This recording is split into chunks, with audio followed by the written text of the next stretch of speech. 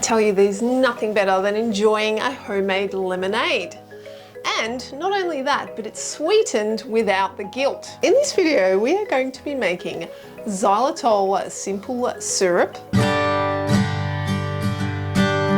Xylitol syrup can be used as a sugar-free replacement for cane sugar in your cold drinks. So the syrup can be used in any type of drink that you like. You can even put it into sauces. With the drinks, it's really great to use this syrup because you don't need to dissolve the xylitol when you put it into the recipe.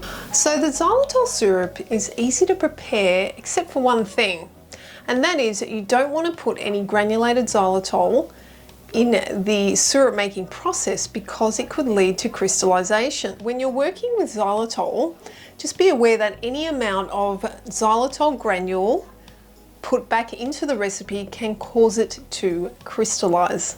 Xylitol is great for oral health. It's espoused by dentists and it's used in toothpaste to prevent cavities. It has recently come to my attention that xylitol and other sugar alcohols such as erythritol may be linked to cardiovascular issues such as heart attack and stroke when consumed in larger quantities. Because of this, it's best to use xylitol in lower amounts. It may be a good idea to alternate between sweeteners in your recipes and use natural sugars where possible. Xylitol is toxic for dogs, so make sure you keep it right away from them. So this recipe is 1:1 ratio of xylitol to water, but if you feel like you want it a little bit thicker, you can reduce the amount of water. It's really up to your personal preference.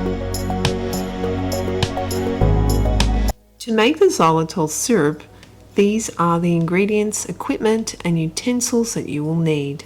For this recipe, you will need xylitol powder and water in 1:1 ratio, and in any quantity that you prefer. I'm using half a cup of xylitol, but if you want to make a larger batch, you can go right ahead. You want to carefully place the powder into your saucepan, making sure that you don't leave any xylitol crystals on the side. Now slowly pour the water into the pot, avoiding splashing as much as possible. Set your cooktop on the lowest heat setting and leave the xylitol to heat and dissolve with the lid on. Don't stir your xylitol at this point. Ensuring that you have the lid on will allow any crystals that may remain on the side of the pot to dissolve with the steam.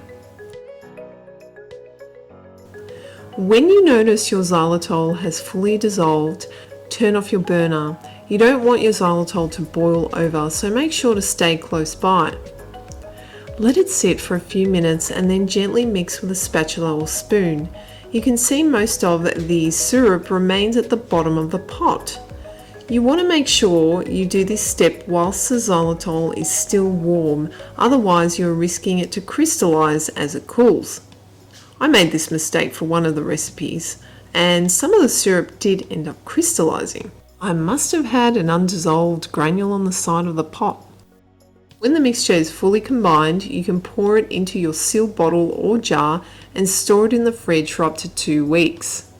When it cools completely, it's ready to use for any of your favorite drinks, sauces, and other recipes. Have you guys tried this simple syrup? How did it go for you? Let us know in the comments below. If you like this content and you want to see more informative content about xylitol and many other topics, don't forget to like and subscribe to Spirit Being Life. I hope you found this video useful, and I hope you go out and you try to make your own xylitol simple syrup.